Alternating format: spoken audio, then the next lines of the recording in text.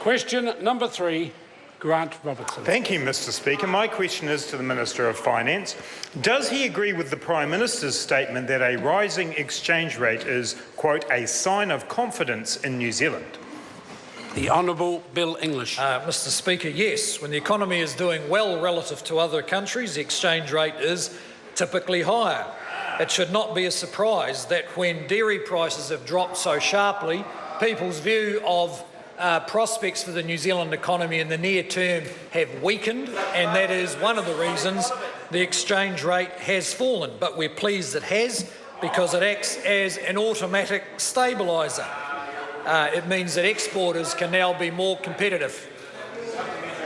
Does the member support a floating Order. dollar or not? Supplementary question, Grant Robertson. In light of that answer, with the dollar having dropped 20 cents against the US since that statement was made in April, is the falling dollar a sign of a lowering of confidence in New Zealand? The Honourable Mr. Bill Speaker, I English. think I answered that question before. It's not at all a surprise. It may be a surprise to the member, but not a surprise to anyone else, that when our national income has dropped, then the view of our near-term economic prospects has moderated. There's no doubt about that. And that's one of the reasons the exchange rate has dropped. But of course, it would be worse if dairy prices dropped and the exchange rate stayed up. Then we'd be in a real mess. Speaker. Order. Order. Quiet party. Talk to Laurel. Order. Yes. Order. I know the member's responding to interjections, but it's not helpful. Supplementary question, Grant Robertson. Does he agree with John Key in 2015, who said that the high exchange rate of 81 cents to the US dollar was, quote, a point of celebration? Or the 2008 John Key, who said an exchange rate of that level could not be sustained in New Zealand? The Honourable Bill English. Well, Mr. Speaker, what we all agree on is that New Zealand exporters did amazingly well to be competitive at 81 cents, because in 2008, in the outflow of the economic wreckage left by the Labor Party, no one thought it was possible to compete at 81 cents. But we found out by backing New Zealand businesses, fixing the damage that Labor did, we could compete. Supplementary question, Mr. Speaker.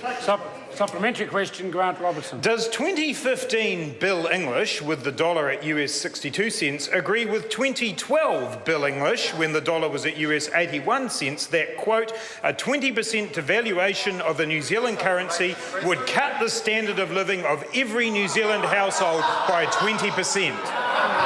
The Honourable Bill English.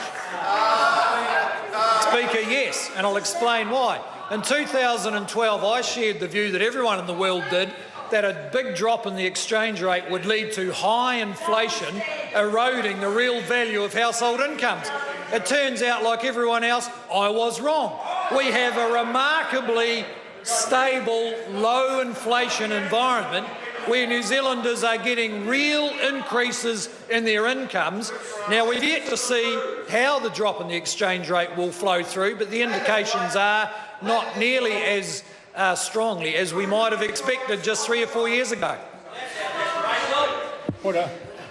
Supplementary question, Grant Robertson. Does 2015 Bill English agree with 2013 Bill English, who said when the dollar was above 80 cents US that those calling for a lower exchange rate, quote, want to cut the real wages of workers? And if so, with the dollar at 62 cents, is he now celebrating the real wages of workers? Honourable Bill English, either of those two supplementary questions. Well, Mr. Speaker, I know that listening to the answer is work compared to asking the question, but I just answered that question before. In 2012 and 13, everyone expected that a big drop in the exchange rate would lead to a rapid increase in inflation, eroding the purchasing power of New Zealand households.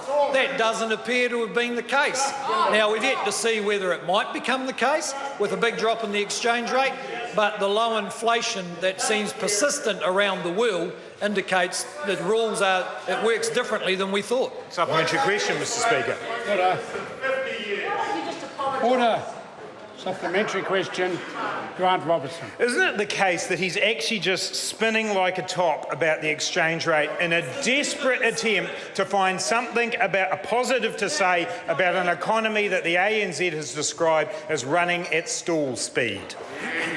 The Honourable Bill English. Well, Mr. Speaker, I think the member's put his finger on an important issue, and that is, while the Labor Party is always trying to find something negative to say about the economy, we're simply explaining how the economy is and what government policies support the resilience of New Zealand households to deal with it. I know the member believes that by having an opinion that the economy is going down the tubes, he can drive it down and that would suit him. We don't agree with that approach. Order. Supplementary question, David Seymour. Where would the exchange rate be and what options would the Reserve Bank Governor have today had he been, quote, given more tools and spent the last year trying to print money to lower the exchange rate, as some suggest?